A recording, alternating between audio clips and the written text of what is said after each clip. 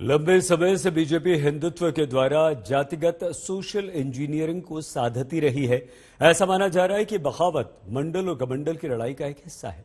अयोध्या से योगी आदित्यनाथ का चुनाव लड़ना भी इसकी एक महत्वपूर्ण कड़ी है। योगी आदित्यनाथ जिंदाबाद, जिंदाबाद,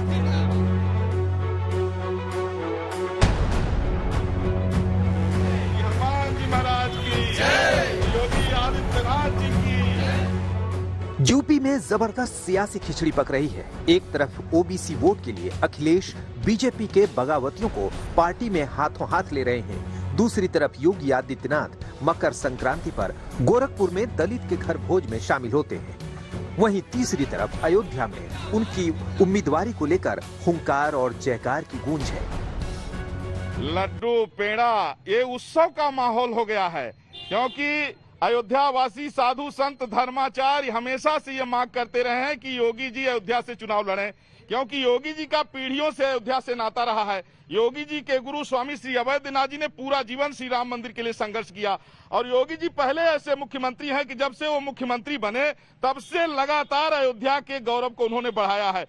ये अयोध्या धर्म की नगरी है और माननीय योगी जी साधु हैं और अयोध्या उनको इसलिए पसंद आई कि यहाँ एक धार्मिक नगरी है। अयोध्या हिंदू मुस्लिम सिख ईसाई की नगरी है और योगी जी संत हैं। तो 5 साल का कार्यकाल उनका बड़ा बेहतर गुजरा और आगे भी उनका गुजरेगा। अयोध्या के लोग संतुष्ट भी हैं। अयोध्या महज एक सीट नहीं है। राम मंदिर आंदोलन के बाद मंडल की राजनीति पर कमंडल के हावी होने की शुरुआत यहीं से हुई थी।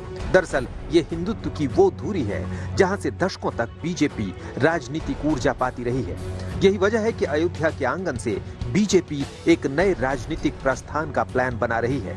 इसकी तैयारी पहले से थी, तभी तो 4.5 साल के कार्यकाल में योगी 30 बार अयोध्या आए। औसतन 5 घंटे भी जोड़े तो करीब 150 घंटे अयोध्या में रहे। फैजाबाद का नाम बदला। योगी के हर बजट भाषण में अयोध्या पर सौगातों की बारिश हुई। इतना ही नहीं, अयोध्या से योगी का चुनावी समर में उतरना बीजेपी के लिए एक तीर से कई निशाने जैसा होगा। मसलन काशी में मोदी तो अयोध्या में योगी, हिंदू आस्था के 2 बड़े केंद्र सीधे सीधे बीजेपी से जुड़ जाएंगे। बीजेपी के एजेंडे में तो ये दोनों पहले से रहे हैं। योगी के चुनाव लड़ने से बड़ा राजनीतिक संदेश जाएगा। सबसे बड़ा संदेश ये कि हिंदुत्व का सियासी मुद्दा और मजबूत होगा। योगी लड़े तो अयोध्या से जुड़े दर्जन भर जिलों पर सीधा असर होगा।